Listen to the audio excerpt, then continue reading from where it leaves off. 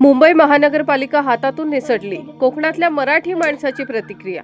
देशाची आर्थिक राजधानी आणि सर्वात श्रीमंत महापालिका म्हणून ओळखल्या जाणाऱ्या मुंबई महानगरपालिकेचा निकाल अखेर स्पष्ट झालेला आहे आणि गेल्या 2.5 दशकांपासून सत्तेत असलेल्या उद्धव ठाकरे यांच्या नेतृत्वाखालील शिवसेनेला मोठा धक्का देत भाजपने मुंबईत ऐतिहासिक असा विजय मिळवला आहे.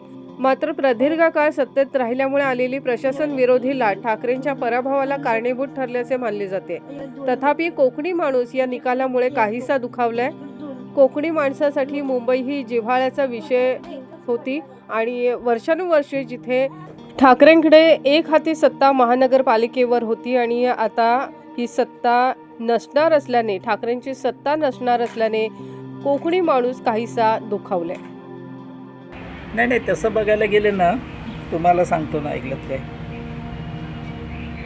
राज ठाकरे आणि उद्धव ठाकरे एकत्र आले, त्याच्यातून थोडाफार हे व्हायला पाहिजे होतं.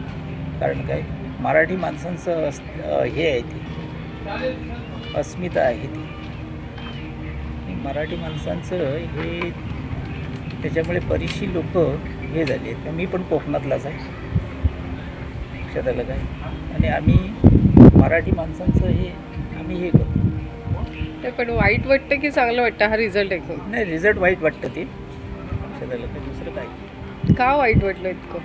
नाही, वाईट वाटलं म्हणजे कसं माहीत आहे, वास्तविक बाळासाहेब ठाकरेंचं अस्तित्व मुंबईत आजपर्यंत होतं, समजलं काय, ते टिकू दिलेलं नाही ह्या लोकांनी. इतर लोकांनी जे काही फुटीर झाले, गेले निघून, त्यांनी जे हे केलेलं नाही, त्याच्यामुळे आपण पाठिंबा दिला ना, बळावतात, तसं झालं. पण शिंदे पण तुमच्यातलेच आहेत, मराठी आहेत. फडणवीस सरकार जे आहे ते सुद्धा मराठ्यांची बाजू घेणारी आहे. मग तुम्हाला वाईट का वाटतं? नाही, वाईट वाटण्याचा प्रश्न म्हणजे कसं माहिती आहे तुम्हाला, तो वास्तविक सत्ता तर यायलाच पाहिजे होती. कोणाची? ठाकरेंची सत्ता यायला पाहिजे. ठाकरेंनी असं म्हणजे काय जनतेसाठी किंवा ह्याच्यासाठी काही वाईट केलेलं नाही.